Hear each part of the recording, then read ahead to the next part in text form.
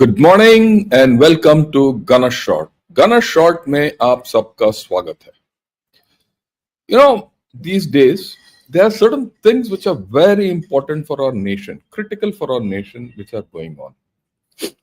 One is the Quad, the trade deal, the 10-year defense pact with USA, uh, plus the fact that BRICS is happening. Our prime minister is on a trip to Ghana and a 5-country trip. It's got some different significance. At the same time, the war in Ukraine doesn't seem to be ending. Uh, Middle East is in a mess of its own. China is going through, something. We'll discuss it, right, as we go down the line. But all this impacts India, India's growth, India's potential, India's role in world affairs, and how things shape up, right? That's why I thought I'll speak today about the Quad, India, USA, and the silence and the noise of its friends. There is a lot of silence coming out of our friends. There's a lot of noise also coming out of our friends. How do we navigate this, stereo effect? And so today I'll limit myself to the US part of it and the Quad part of it. Into different. We'll start with the Quad and then go to the US and examine it and see where we are going. Are we in uncharted waters, charted waters? What is it?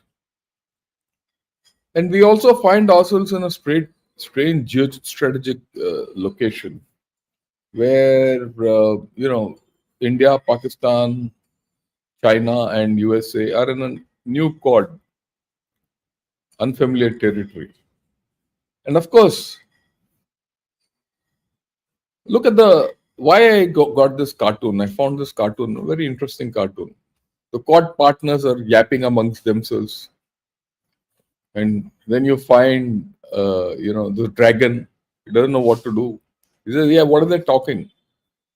The way I look at it, well, I also know I don't know what they're talking about. You have to make sense out of it. Okay, that's how it is. And so I'll go with, what Martin Luther King once said. A very famous quote. He says, in the end, we will remember not the words of our enemies, but the silence of our friends. And the silences which have come out of our friends at this point are, self-explanatory, if I put it. It's not that they didn't come, they didn't speak when we needed it. We didn't need it really. We are big enough to handle it. But in a different plane, in a different manner, in a different way of thinking, it was appropriate that they responded, but they didn't. And they say silence coming, has its own value. It's its own communication. And that is something which I think will leave us thinking about it for a very, very long time to come. Okay. Be that as it may, let's examine the Quad and then the India-US relationship. One minute. Okay, let's talk of the Quad. I'll talk of the Quad through the joint statement which came out from the Quad foreign ministers meeting in Washington. But before that, let me go back to what the Quad is supposed to be. Because unless we understand the Quad and its implications, we also won't understand what's happening. It was in 2004, the tsunami had taken place, and all navies were virtually not able to handle the devastation. The US Navy was fully stretched. It was capable, fully stretched. And then the Indian Navy stepped out. And the Indian Navy stepped out and did a lot more. In fact, in many cases, it matched and went ahead of what the US Navy did. And that was the time when India was affected by the tsunami. So suddenly people said, we never expected this. A country which is affected by the tsunami sends its navy out to, all over the Bay of Bengal, across, to help people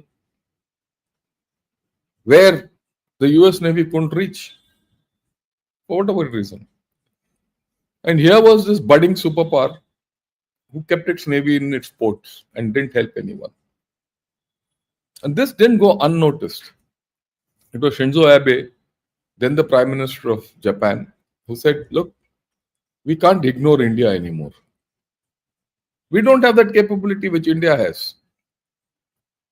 Until then, the story was all about Asia Pacific, China. He said, no, we can't. So he floated this concept of Asia Pacific, Indo-Pacific. But initially, people said, yeah, we should have it. And he, at that time itself, knew that China is going to be a global problem. Far-sighted. But who chickened out?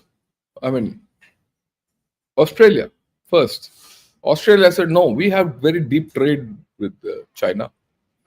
And they had a prime minister who these days writes a lot of books about China, but he was seen as half a communist.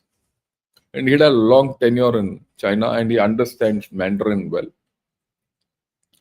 So he pulled out of it. And then it was followed by Mr. Manmohan Singh. He said, we are just developing our equation with China back.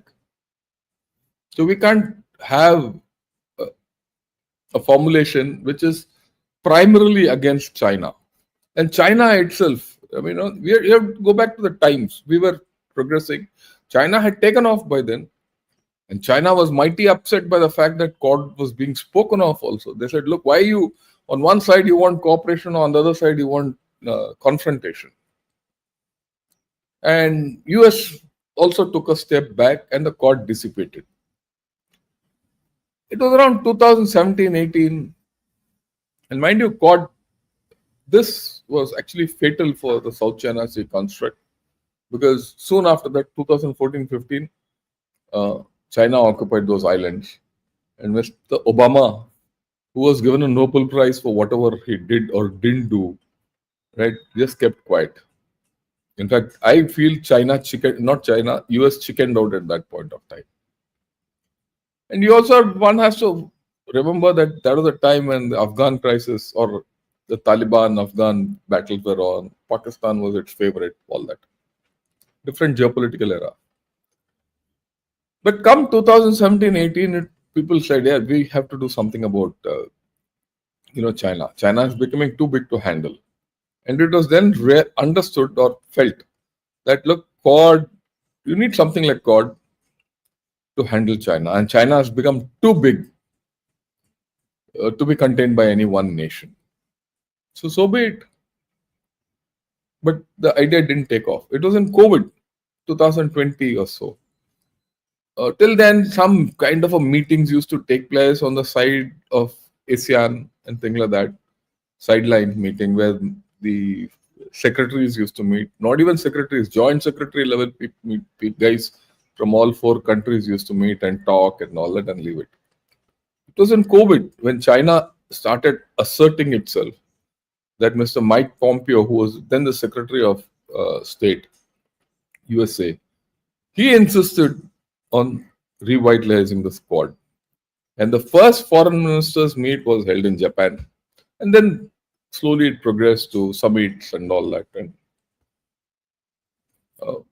And this started actually in the Trump era, went through the Biden era, went strength to strength.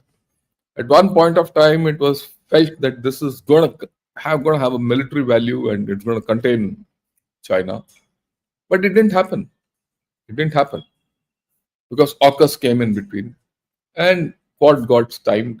And Quad took on other things, supply chains and vaccines and things like that. Which was necessary. Certain amount of cooperation took place, but a lot didn't take place. Okay. Even now, whatever the Quad, whatever the resolutions and all that are all a question mark. But what is the value of Quad? Same thing, what I said. The silence of Quad is more important than the noise it makes. I see someone says Quad is all bullshit and only to settle behind the doors. This is what Surya Prakasam Susarla says. I don't agree with it.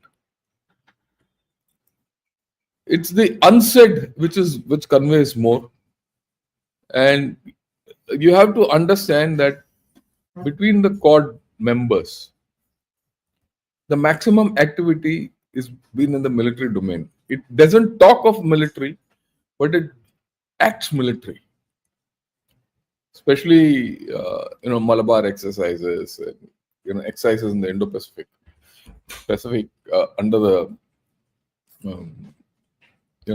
PACOM, that is Pacific Command of USA.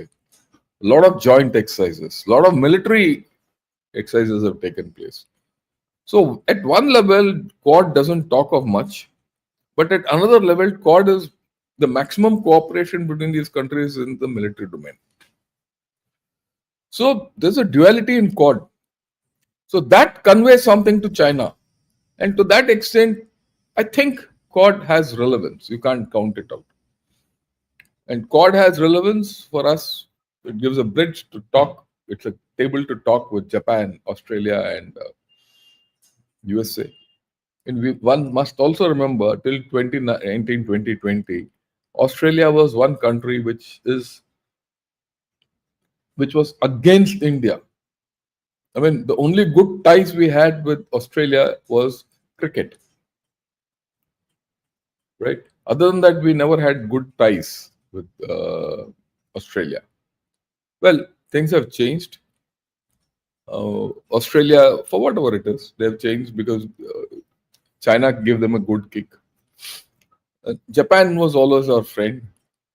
And this was a time when, 2020 COVID time, then people started saying, look, India is the future. It was evident. 5 years down the line, is India the future? Yes, it is. I have no doubt about it. And I'll talk about it separately. Maybe tomorrow, day after. So you have to see that in that.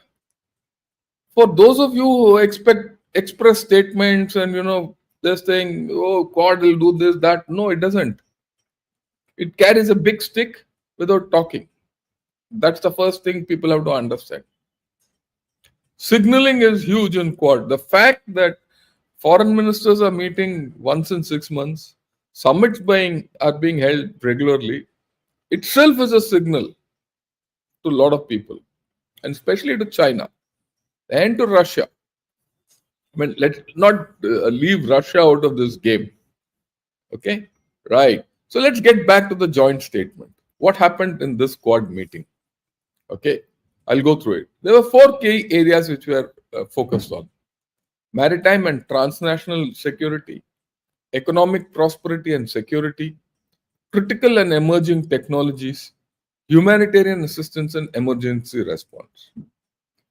The good thing about this whole story is, Quad, there was a lot of confusion. Quad will do this, Quad will do that, all that. I think they've narrowed down to these 4. They said, we'll leave it at this, without making it too big and confusing. So we'll look at these issues, what came out, and then we'll get to India and US because as an extension of this. And remember, this is a critical period. I said this is a time when our Prime Minister is heading into. Today is in Trinidad, Tobago. Tomorrow he'll be in Brazil. From there he goes to Argentina. From Argentina goes to Namibia and then comes back. And they're all critical places for us for many reasons. And I'll analyze this separately. With BRICS, after the BRICS, something like that. We'll do that. So these 4 will take. Part of the stories which came out is Quad expressed support for the ASEAN. ASEAN are these countries: Cambodia, Vietnam, Thailand, Laos, Malaysia, Indonesia, Philippines. All these are the ASEAN countries. So they supported ASEAN, its centrality and unity. Because within ASEAN, They're different countries, different structures. Some are democracies, some are autocracies. People like in Myanmar, there's a civil war going on. You find a whole range. So it's important that ASEAN stays united, and it is central to Indo-Pacific. So you have 10 countries on board, plus these 14 countries. Very important. The Pacific Islands Forum, which is here in this area, right? PNG and Solomon Islands and all that. Again, they are a great link. So that covers the Pacific. And the IORA, that is Indian Ocean Rim Association, which is headed by India. So you covered this area, you covered the central parts, ASEAN, and this. So the first thing is that they gave a broad coverage of Indo-Pacific. I think it is good. It's a signal to many of these smaller nations. See, big nations, we have different viewpoints. But for smaller nations, this is important that Quad is there to help them. They can reach through any one of these countries to the Quad. It gets discussed, their issues. It's a very important thing for them. Then they spoke about the East China Sea and South China Sea. That is basically what China does.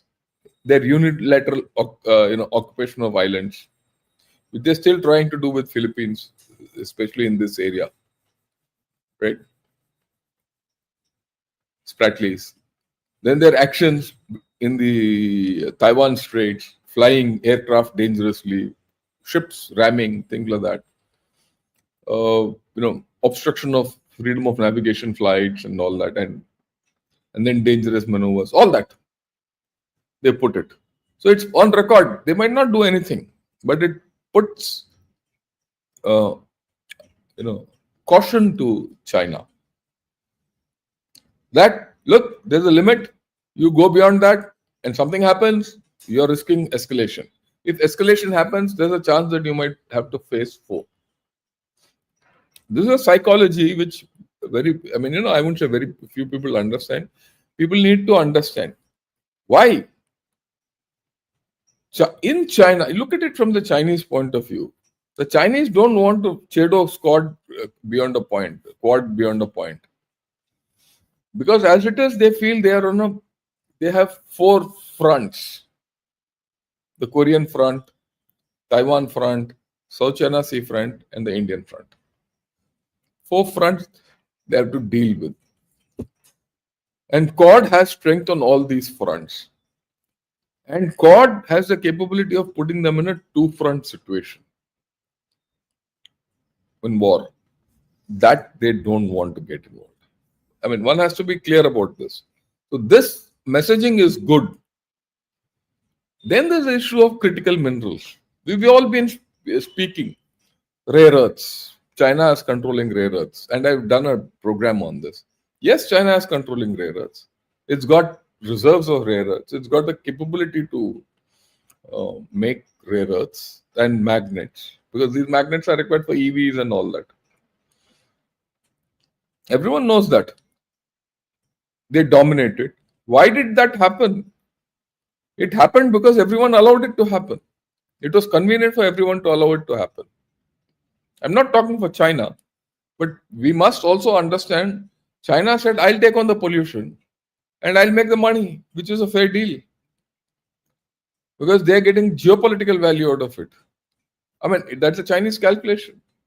We didn't want pollution, we gave it away to them.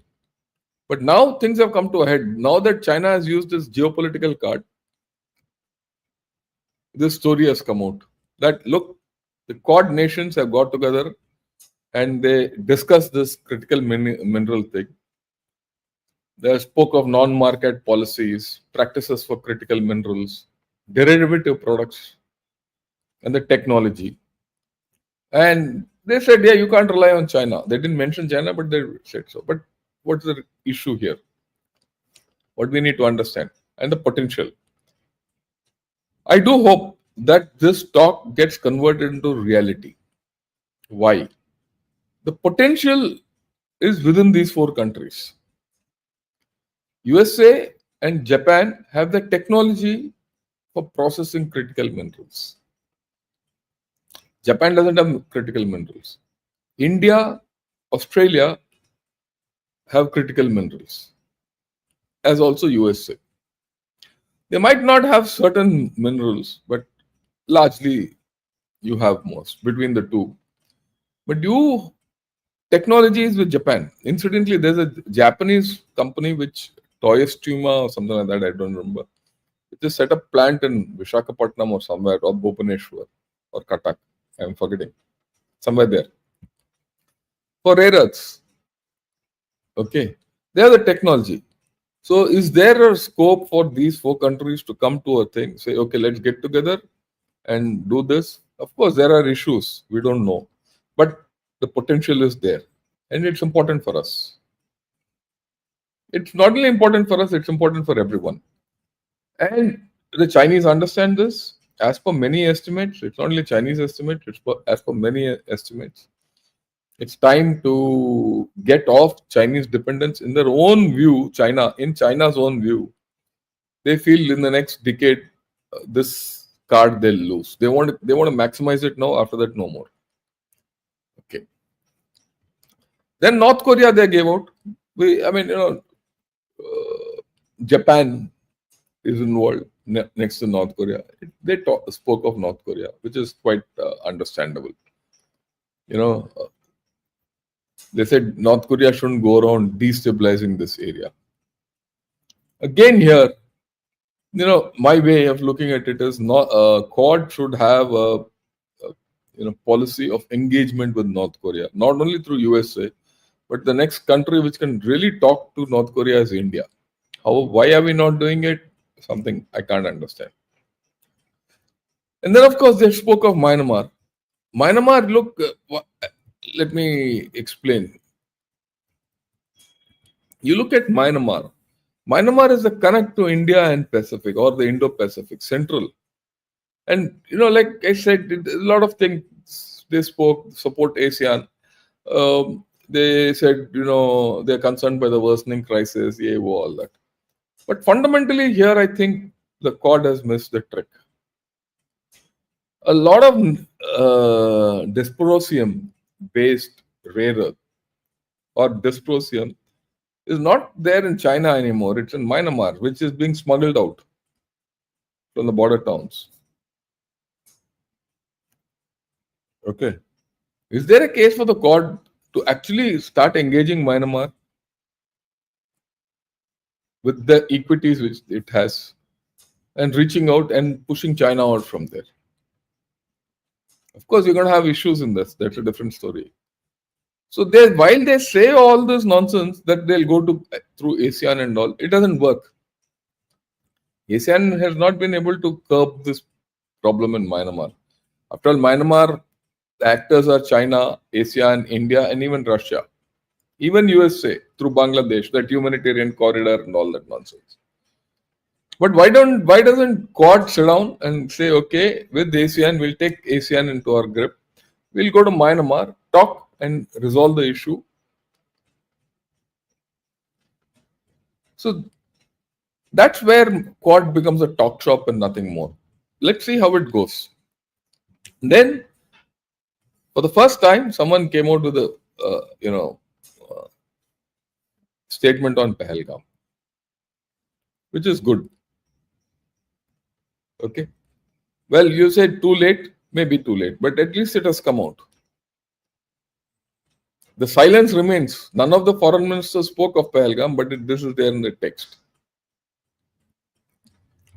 So, what did our external affairs minister say? Have a look. A word about terrorism in the light of our recent experience. The world must display zero tolerance. Victims and perpetrators must never be acquitted. And India has every right to defend its people against terrorism, and we will exercise that right. We expect our Quad partners to understand and appreciate that. India plans to host the next Quad summit. We have some proposals on how to make that productive. I'm sure so do our partners. We will discuss, and I'm sure we will agree. Once again, I thank Secretary Rubio for hosting us today, and I look forward to our discussions. Thank you. So, what external affairs minister has made it very clear. I think this is the important thing. See, his speech was quite a bit. I've just picked a small part of it. Okay, I've just picked a small part of it.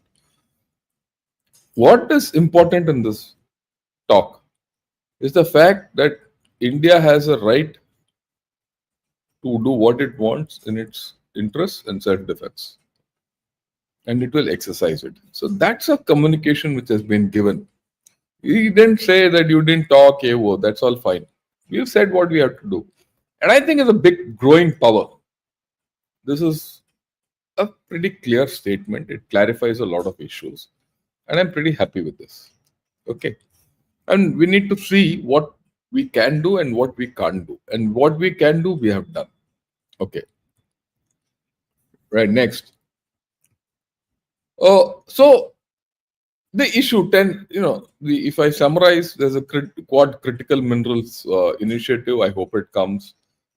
Will there be maritime law enforcement on a joint basis?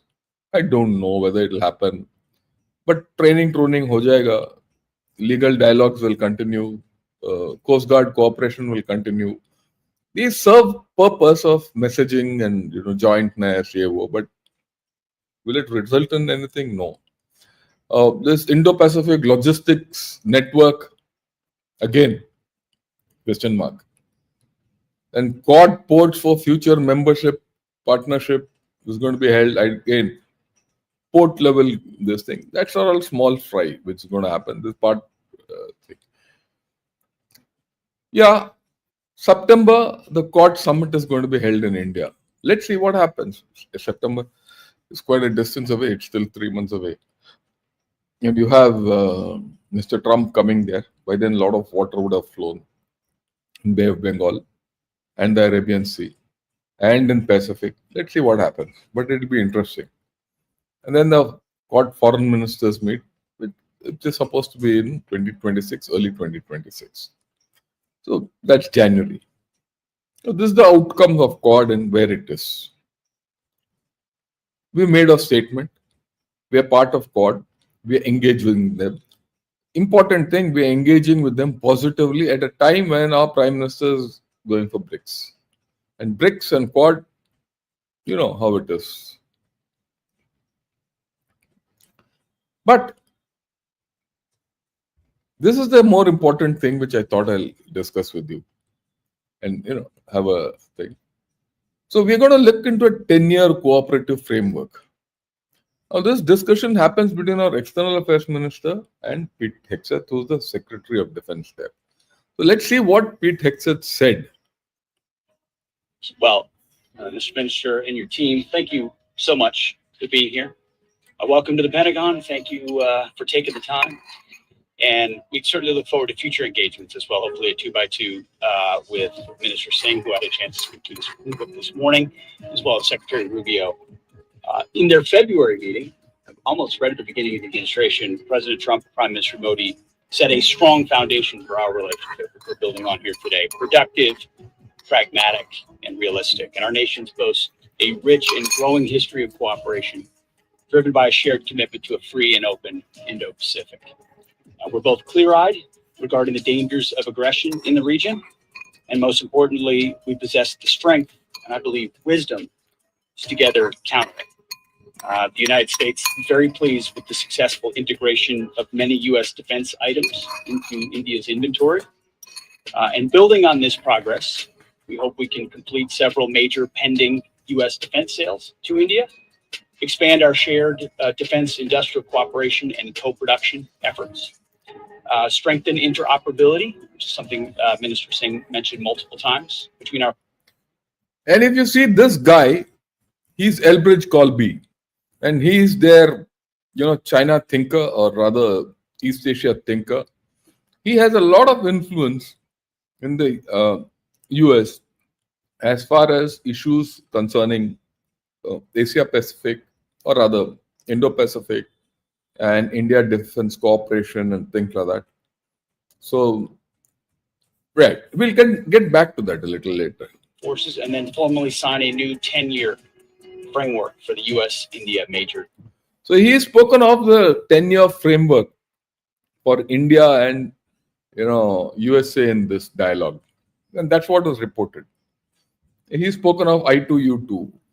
He's spoken of 10-year framework. This chap Elbridge Colby is there, and a lot of issues, if you see, have been spoken. And what's more important is almost the same thing Pete Hegseth spoke in the Shangri-La dialogue 3 months back. So what you see is, let's get ahead with it. Partnership, which we hope to do very soon. We're eager to work alongside you to realize our shared goals. They're deep and ongoing. Mr. Minister, your visit today marks an important milestone in the ongoing series of high-level engagement between our two great countries. Once again, thank you for being here. Look forward to a robust discussion with your team and a lot of partnership going forward. Thank you, sir. So there's been a lot of discussion between India and US on these issues. The defense-to-defense deal, or rather the relationship with India and US, is the strongest. That's what I felt for a long time. And he's also spoken of it.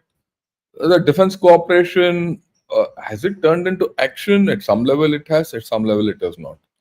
Is it only one-sided? Yes.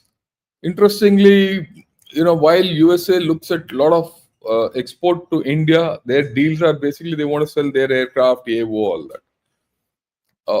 I think we have to start looking at exports to USA and ask them to put their MRO and things like that. I think there's a lot of value. It's just not, being able to fight against China and Pakistan and all that. It's our building our capability and economy. And I think for that, a partnership with USA is important. You can't paint everything with the same tar brush. And I'll come to that also. Right. When this is happening, there's one guy who comes out and says, I want to put 500% tariffs on India. Okay.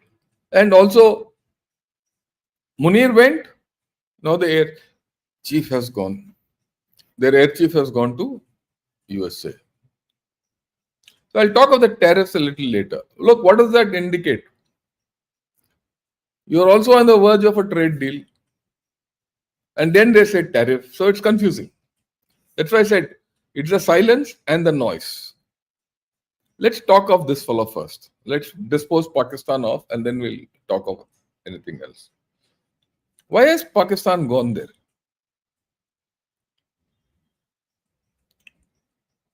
He's gone there to say, look, give me technology, give me spares, give me whatever. Because they've got still F-16s. They want something out of them. They want to get back into the American camp. They know that, they'll need America to handle Iran. They know that unless America sets its foot in Pakistan in some manner, they can't handle India tomorrow. And they know that, look, the Chinese are also in the game, right? And they're not comfortable with the Chinese. They're not comfortable with the Chinese at all. Pakistanis. So they want a hedge. So they're playing a hedging game. Play America off against China. Use both of them against India. Use America against Iran. And use China against Afghanistan. But China has no other choice. They have no other choice. But what is the signal we get out of it? Let us watch the space. Will US give them something? If US gives them something, then we have to rethink, recalibrate. What should we do? So it's something interesting which is going on, we'll talk of. And then we'll talk of this trade deal. On one hand, you say 500% tariff for Russian oil. The point is this: why? I mean, everyone knows now that we are not going to get off Russia's oil. If the choice is between not taking oil from Russia and junking the trade deal, I'm sure we will say good to hell with the trade deal. Will it be useful for USA? No. Will it be useful for USA to junk the defense partnership? No. So in both cases, that 500% partner, tariff and all is a bit of a red herring. I'll not take it too seriously. But then it's there, so we'll deal with it. But this is interesting. People say that we're getting to an interim agreement. And the issue is about agriculture. Now, this is something again we have to understand. A lot of people don't understand this. Why this issue of agriculture? The issue of agriculture between the two nations is because of the fact that both America and USA are net exporters of agriculture. They can't absorb our agriculture. We can't absorb their agriculture. If their agriculture enters our market, they'll disrupt us. If ours goes there, we'll disrupt them. We might not be able to, but if we disrupt each other in some manner, in any manner, the world will suffer. So is it a good idea to come to an agreement on agriculture, to join hands and attend to the larger issues of the world? And that is our question mark in this trade deal. That's what I have, because I don't see that coming out. And I'll explain to you why. Earlier, China used to buy a lot of soya beans from USA. Now they've switched to Brazil, which is the other one. Fine. But Brazil was selling it somewhere. So that market is somewhere there. No? Plus the fact that every year India exports food, so does China. To the world, everyone is there to buy. Is there a case for us to join hands together and do something? And I think that's the way out. Rather than trying to explore each other's market. Will our people have the capability and the good sense to get to that? Let's see. I don't know. But is there same way dairy? We can't let the American dairy products enter our market. It will be killed. Our dairy will be killed. And we are the biggest sector. After all, after Operation Flood, we are the biggest dairy producer in the world. You can't disrupt that. Agriculture, dairy, everything is about 15 to 20% of our GDP, maybe around 15%. Okay.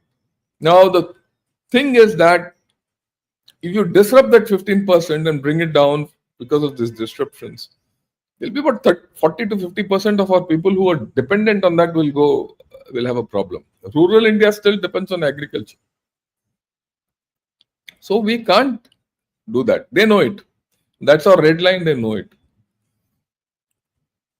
And largely, when you read all reports, some deal is being worked out where some compromises have been made. All that.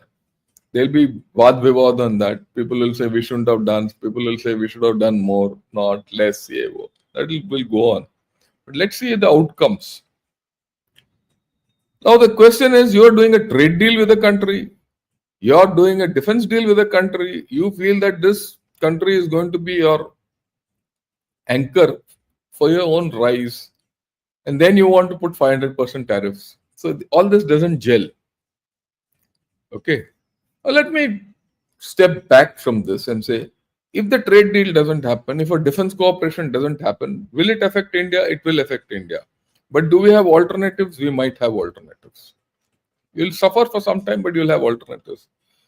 If those alternatives have to be found out, this is the best time when China is in trouble and Pakistan is in no shape to do anything.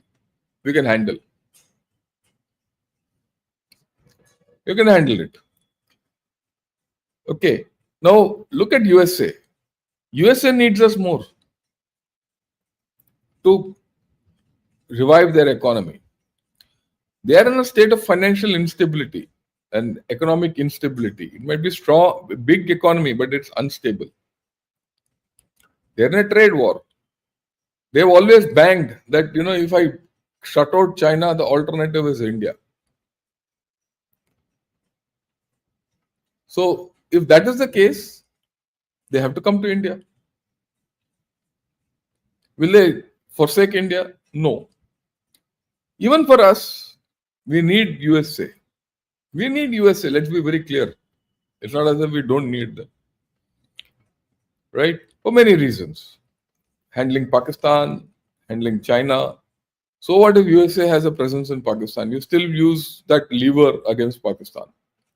So, in geopolitics, in defense, in foreign affairs, nothing is taboo. It's interests which matter. How you reach your interests. Okay. So we will see how all this goes on. So I thought I'll put all this across to you today. I've given you various perspectives of the relationship between India and US and also Quad. We'll talk of BRICS. And then after the BRICS gets over and see how things move, then we'll do a holistic analysis. Right? This is all I had to say today. So I will take some questions. We have some time. There's no problem. Yeah. Is US government delaying 404 and Apache, or is it their companies like GE and Boeing whose manufacturing capacity on a slide in real? Yeah, that's the thing. The second half, they're having manufacturing issues. Okay. And I think the Apaches have started going to come soon. GE will also follow. It's a delay. It's okay. We'll have to do. I mean, whoever is dealing with this project will know best. I'm no one, but in any case, you've gone into a deal with them. You have to see it through. Okay. Garvit Bhatti, yeah. To all viewers out there, do hit the like button. Please like this video and please subscribe to Ghana Shot and also join me as members. Right.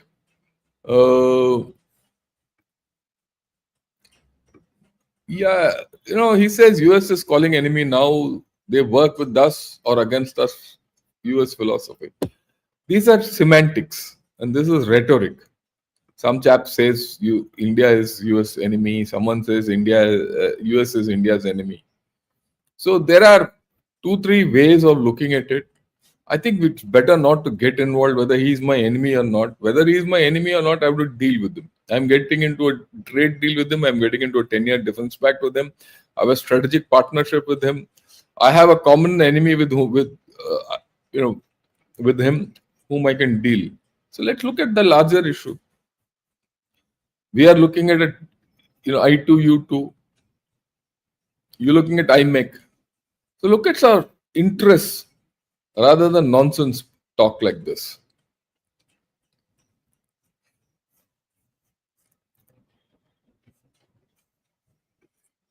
You would agree that US agri conglomerates into India would be equivalent to restarting colonization and a new guise? I don't agree with that. I don't agree with that extreme thing. It will disrupt a lot in agriculture till we regain a balance, which is not good for us. It's not colonization and all. That's too extreme. So we'll leave it at that. Okay. There is a deal happening. Let's see how the deal comes out. Yeah, more than anything, they feed beef and mincemeat to their cows to increase the fat quantity in milk. Yeah, I agree with you. That's part of the problem. Yeah.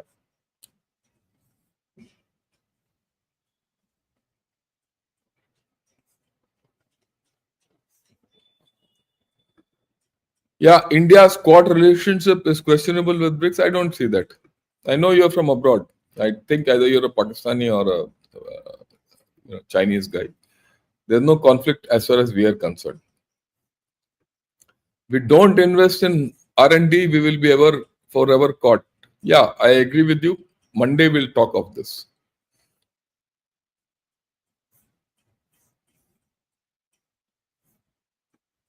Yeah. Geopolitics always works like that. Everyone looks for their own interests. Even Russia is close to China. Should we stop relying? Yeah, I agree with you. Look, you have to look at your own interests. That's the thing. As simple as that. Okay. So Geetanjali says, Pete Hexeth welcoming. Yeah, this is how it is. We have to understand that you're a big power today. You're the fourth largest economy. In the next 2 years, will be the third largest economy. After that, one of these days, maybe tomorrow, day after, I'll talk about India in 2000. Not India, India and the world in 2030. Let's foresee where we are going. 5 years hence, where we will be. We all talk of 2050 and all that in abstract terms. We'll talk of just 5 years hence, and then we'll see how things change.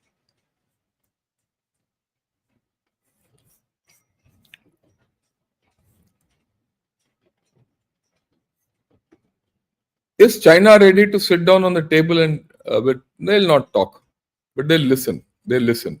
They understand. Yeah. Morning, sir. Thank you. Israelis are worried about. Yeah, that's okay. That let them be worried. It's yeah. Is there a mirror effect here as well? Are some other countries trying to tie down India as well, apart from Pak, China? Look, this push and pull will continue for a country like India, but it's too big and too strong to be held back by anyone. You can't hold, 1.4 or 1.5 billion people back. Let me tell you with my own experience. The India I have seen and grown up in has gone. There's a new India here. Let me also put it this way. Till 99, 2000, till 2000, we went abroad. Our normal thing, let's get some cigarettes. There's Rothmans and Dunhills and all for our friends.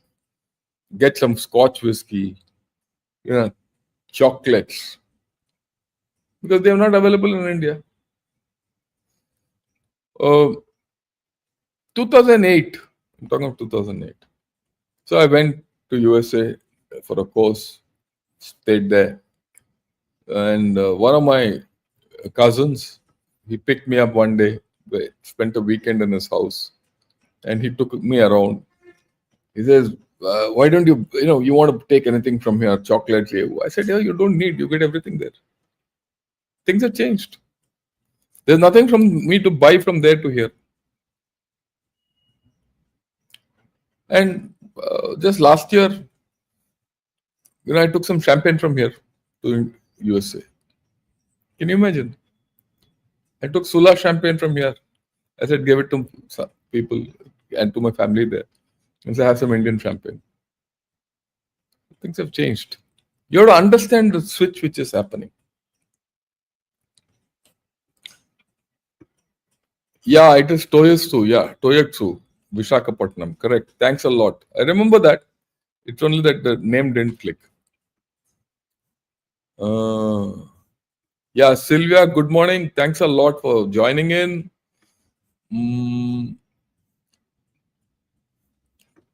Can there be potential quad joint forces like NATO? They can't be. Let me be very honest, it can't be. Because Japan is got its own issues of getting involved with such things. It will never happen. After Comcasa, Lemova, Becca, now critical earth minerals. See, I agree with you, Nandish, about critical minerals, but this is only a statement. The operationalizing of this statement has not come in black and white. If that comes, it will be good. From your summary so far, Quad is just an informal club used mainly for setting up military exercises. The 4 key areas are clearly non-militaristic. That's the duality of Quad you have to understand. The Quad stated thing is cooperation on these 4 key areas and things like that. Vaccines was one thing, now they've taken it out. But action which has happened, cooperation which has happened, interoperability which has happened is with the navies and the air forces. to some extent with the army also, but not much, but more Navy, Air Force. So there is a duality in Quad which is built in. It's not publicized, but China sees it.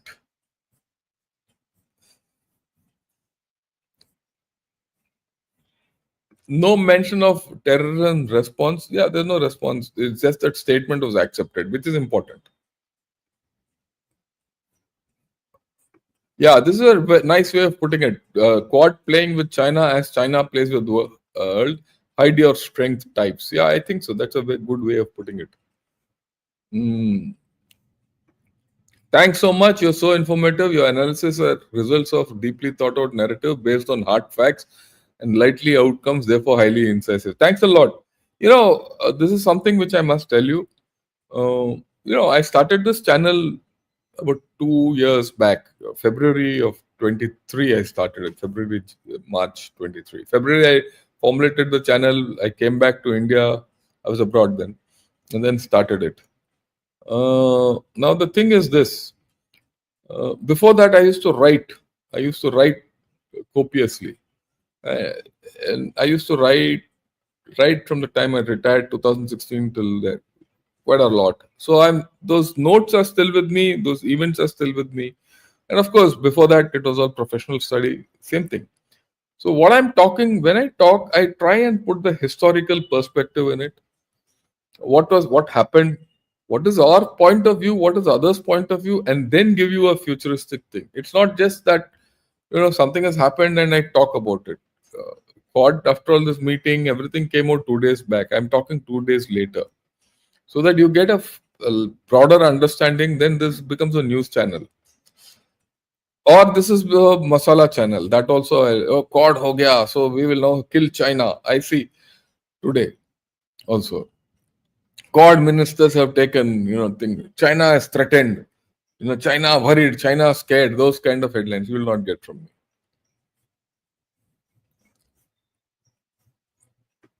Yeah, I wonder if this channel is being shadow banned. We used to have 500 to 600 users during morning sessions until last week. I agree with you. So I don't know. I don't know the reason. Maybe it's time for people to look at masala. Yeah. Japan is not an independent nation. It's under permanent military occupation of America and Australia. Australia is American property. Quad is US and India. West is not a geographical entity. It's a geopolitical entity. I agree with you and largely disagree with your ideas. Look, you don't have to get such definitive ideas. Come to the middle of the road. Yeah. Many in the West are all about themselves. Either you are with us or against us. This can never work with India. And in frustration, calling India an enemy, that's part of the deal. Let them talk what they want. They know what we are doing. Yeah, the Quad meet takes the cake while Bharat spoke the truth as it is. It's none of these others were able to name Pak as the perpetrator of the past. No one will do that in international politics. Please understand, no one will burn bridges with the others. And Pakistan, I keep saying, for America is too important to be left, out. They will never burn bridges with Pakistan. They have Afghanistan, they have China, they have access to Iran and India through that, and the Gulf of Hormuz and the North Arabian Sea. They will not let Pakistan down. Please understand. Yeah. Good morning, General. Your session start on time with military. Yeah, I believe in that. I must tell you this. I'm a gunner. And the gunner has a sense of time. Why there's a sense of time? Let me explain. When you go into an attack, you start from a place. The infantry and the artillery officers who are with the infantry, they start from a place. When you start from that place towards the objective, you could be 800 meters away, 1000 meters away, more. Or for that matter, if Amar is to assault, you will be at a distance and you start your assault. When they are assaulting, the artillery comes on the target so that the target cannot react on you. Okay? The enemy target. And when you're close, you're so close that, hereafter, your own artillery which is firing could affect you. That is a safety distance. You lift the fire and then you assault. And when you lift the fire, you lift it out and put it on the neighboring areas from where your assault can be interfered with. Also, when you're assaulting, the enemy guns fire on you. Okay. So you also fire on the enemy guns. So when you're, as an artillery officer, when I used to go into an attack, as a youngster, we never participated in wars. It was not there. But when we used to do the exercises, actual firing with live firing and all that. And you're walking with a radio set, a helmet, and a water bottle, a rifle, and you're talking and controlling fire. A lot of firing going on all around the countryside. And you're walking on a rocky river bed to attack the objective. The objective is firing back at you. All this is happening. What is most important is timing. You start at a time. When you start, artillery has to be on the target.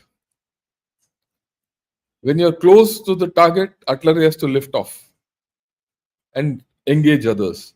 Simultaneously, if something else comes, you have to get there. You have to fire on that. And you also, you also simultaneously firing on enemy guns and interference. All this is precision. Absolute precision. The chaps who are firing from 15, 20 kilometers away don't know where they're firing. They're firing on grid coordinates. So the guy who's controlling it, I take my mind back to the days I used to do it. 3-4 years service I had. Youngster. When I look back, cocky little youngster, tough little youngster to be able to carry a 15 kg, radio set on your back and a rifle, another 7 kg and water bottle, this, that, helmet, and you're walking in hot sun with the assaulting troops and controlling fire. You have to be very precise. And you think under fire. Enemy is firing at you. You have to think under those things. What's happening? New targets coming up, engage them, this, that. So precision is important. And precision, that's why I've not left it till date. And I've taught it to my children, I've taught it to everyone. On time, on target. I hope that explains why I do things the way I do. Right. Yeah, I was eagerly waiting for your take on Quad's sweet support. My humble opinion, other than Israel and Russia, India has no friends. Maybe Japan to an extent, but no one else. Well, that's part of life. We'll know how to handle it. And these friendships and relationships at international level are all, as per time. Okay. Yeah, thank you for your insight into Quad and intricacies of trade between countries. Yeah, we cannot forget USA and avoid it. If dollar falls, we are in an unstable world. I agree with you. Old Monk is the best rum in the world. I agree with you. It solves a lot of problems. Let me tell you this. Why is YouTube not recommending me your videos? I don't know. Look, I think they'll recommend you if you start watching my videos. If you just go to my videos, spend a minute or two on each of my videos, then they'll start recommending you automatically. That's how I think it works. That's what I've seen. If I see a channel about 4-5 times, it starts coming on to me. And of course, if you subscribe, you will not have a problem. So Swapan, just subscribe. Subscribe and put all subscriptions.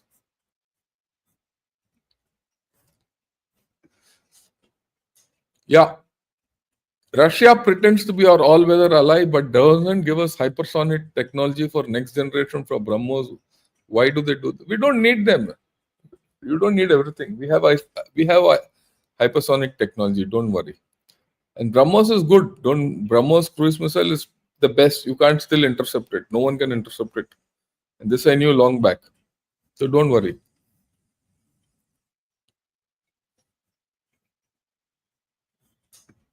What's the significance of PM's Fine Nation? I'll cover it. Don't worry. Online noise about India-US negotiating 10-year defense pact. Are we fools? They released. It's not that. Don't go back to all these things. You see, when you see negativity, you will have negativity only thinking. When you look at positivity, you will have positivity. You have balance. You have to do what is best in your interest and do it. Everything has a stretch value. Beyond that, if you stretch, it breaks.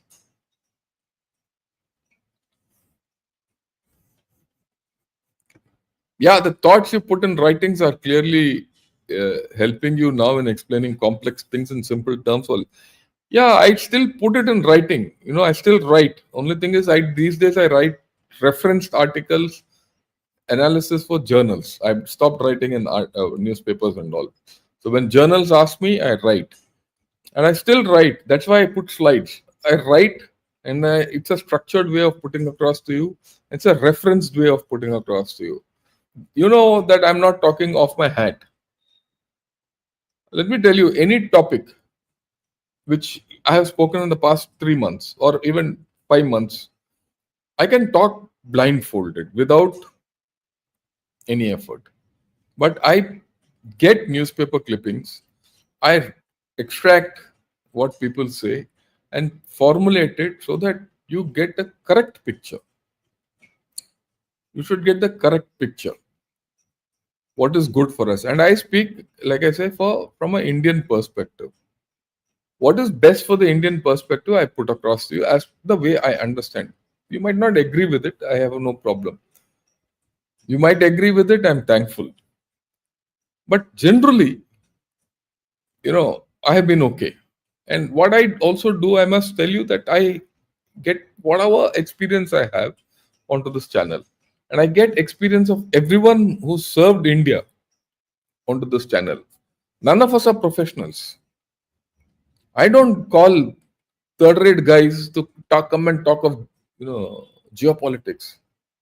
There are guys who started channel 2-3 years back who have no clue of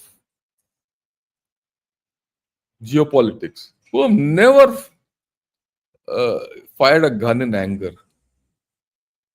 who never seen a bullet being fired, who never been fired at. That's the ultimate. Okay. Those chaps will show like this, with goggles and all. And like this, as if they're pretty James Bond. And then they start talking nonsense. And many people go and listen. I'm not that variety. Okay. I mean, I can proudly say that there is today in India, there is no missile in the army and a lot of in the Navy and the Air Force also, which I have not seen and fired.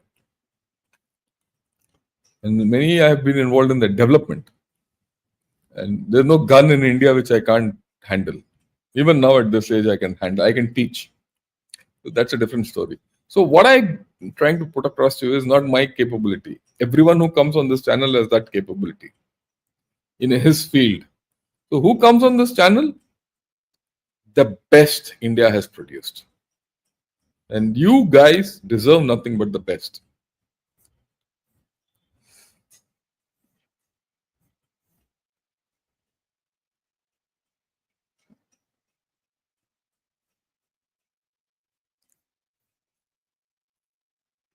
No notification come informing about your live stream. Shekhar, I suggest you unsubscribe, resubscribe, and ask for full notifications. If they still don't come, I will talk. Indian artillery guns recoil and move and then no. That's not the way things function. There's a lot of science in this.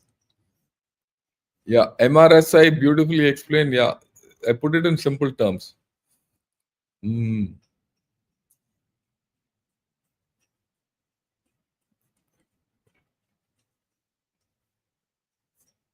let me see if there's anything.